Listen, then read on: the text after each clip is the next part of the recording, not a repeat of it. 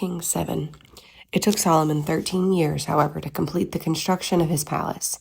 He built the palace of the forest of Lebanon, 100 cubits long, 50 wide, and 30 high, with 4 rows of cedar columns supporting trimmed cedar beams. It was roofed with cedar above the beams that rested on the columns, 45 beams, 15 in a row. Its windows were placed high in sets of 3, facing each other. All the doorways had rectangular frames. They were in the front part in sets of 3, facing each other. He made a colonnade 50 cubits long and 30 wide. In front of it was a portico, and in front of that were pillars and an overhanging roof. He built the throne hall, the hall of justice, where he was to judge, and he covered it with cedar from floor to ceiling. And the palace in which he was to live, set further back, was similar in design. Solomon also made a palace like this hall for Pharaoh's daughter, whom he had married. All these structures, from the outside to the great courtyard and from foundation to eaves, were made of blocks of high-grade stone cut to size and smoothed on their inner and outer faces. The foundations were laid with large stones of good quality, some measuring 10 cubits and some 8. Above were high-grade stones cut to size and cedar beams. The great courtyard was surrounded by a wall of 3 courses of dressed stone and 1 course of trimmed cedar beams, as was the inner courtyard of the temple of the Lord with its portico. King Solomon sent to Tyre and brought Hiram, whose mother was a widow of the tribe of Naphtali, and whose father was from Tyre, and a skilled craftsman in bronze. Hiram was filled with wisdom, with understanding, and with knowledge to do all kinds of bronze work. He came to King Solomon and did all the work assigned to him. He cast 2 bronze pillars, each 18 cubits high and 12 cubits in circumference. He also made 2 capitals of cast bronze to set on the tops of the pillars. Each capital was 5 cubits high. A network of interwoven chains adorned the capital on top of the pillars, 7 for each capital. He made pomegranates in 2 rows, encircling each network to decorate the capitals on the top of the pillars. He did the same for each capital. The capitals on top of the pillars in the portico were in the shape of lilies, 4 cubits high. On the capitals of both pillars above the bowl-shaped part next to the network were the 200 pomegranates in rows all around. He erected the pillars at the portico of the temple. The pillar to the south he named Jachin, and the one to the north Boaz. The capitals on top were shaped in lilies, and so the work of the pillars was completed. He made the sea of cast metal, circular in shape, measuring 10 cubits from rim to rim and 5 cubits high. It took a line of 30 cubits to measure around it. Below the rim, gourds encircled it, 10 to a cubit. The gourds were cast in 2 rows in one piece with the sea. The sea stood on 12 bulls, 3 facing north, 3 facing west, 3 facing south, and 3 facing east. The sea rested on top of them, and their hindquarters were toward the center. It was a handbreadth in thickness, and its rim was like the rim of a cup, like a lily blossom. It held 2,000 baths. He also made 10 movable stands of bronze. Each was 4 cubits long, 4 wide, and 3 high. This is how the stands were made. They had side panels attached to uprights. On the panels between the uprights were lions, bulls, and cherubim, and on the uprights as well. Above and below the lions and bulls were wreaths of hammered work.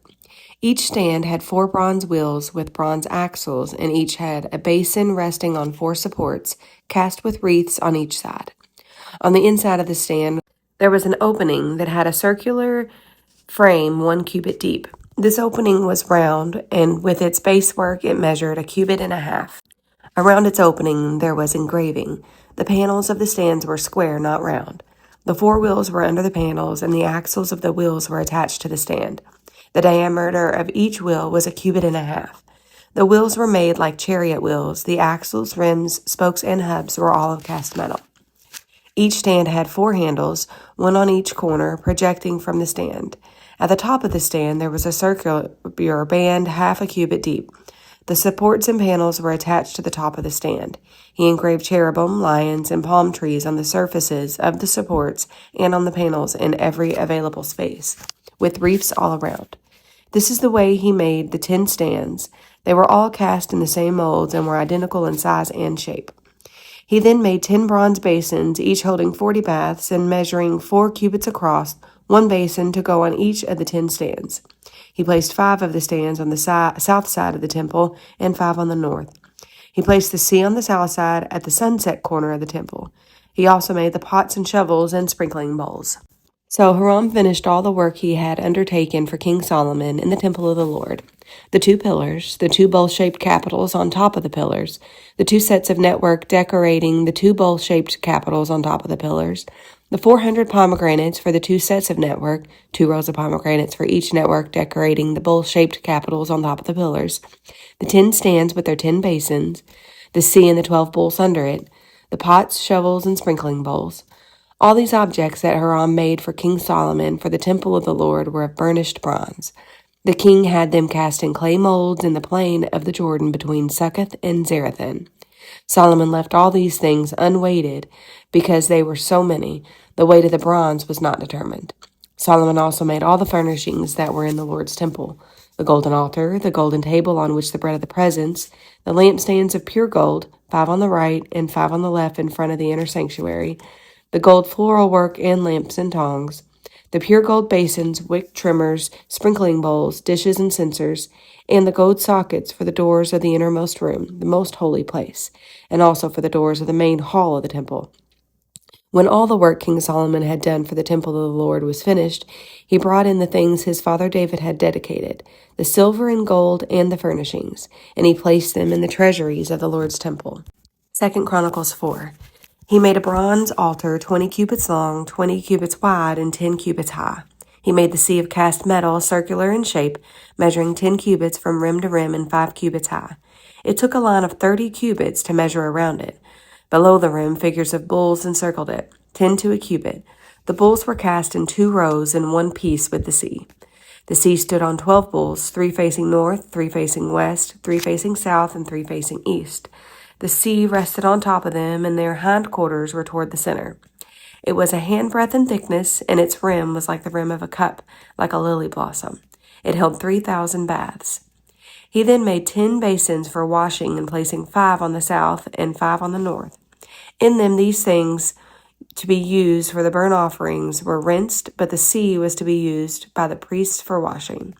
He made 10 gold lampstands according to the specifications for them and placed them in the temple, 5 on the south and 5 on the north. He made 10 tables and placed them in the temple, 5 on the south and 5 on the north. He also made 100 gold sprinkling bowls. He made the courtyard of priests and the large court and the doors for the court and overlaid the doors with bronze. He placed the sea on the south side at the southeast corner. And Hiram also made the pots and shovels and sprinkling bowls. So Hiram finished the work he had undertaken for King Solomon in the temple of God. The 2 pillars, the 2 bowl-shaped capitals on top of the pillars, the 2 sets of network decorating the 2 bowl-shaped capitals on top of the pillars, the 400 pomegranates for the 2 sets of network, 2 rows of pomegranates for each network, decorating the bowl-shaped capitals on top of the pillars, the stands with their basins, the sea and the 12 bowls under it, the pots, shovels, meat forks, and related articles. All the objects that Hiram Abi made for King Solomon for the temple of the Lord were of polished bronze. The king had them cast in clay molds in the plain of the Jordan between Succoth and Zarethan. All these things that Solomon made amounted to so much that the weight of the bronze could not be calculated. Solomon also made all the furnishings that were in God's temple: the golden altar, the tables on which the bread of the presence, the lampstand of pure gold with their lamps to burn in front of the inner sanctuary as prescribed, the gold floral work and tongs, they were solid gold, the pure gold wick trimmers, sprinkling bowls, dishes, and censers, and the gold doors of the temple, the inner doors of the most holy place, and the doors of the main hall.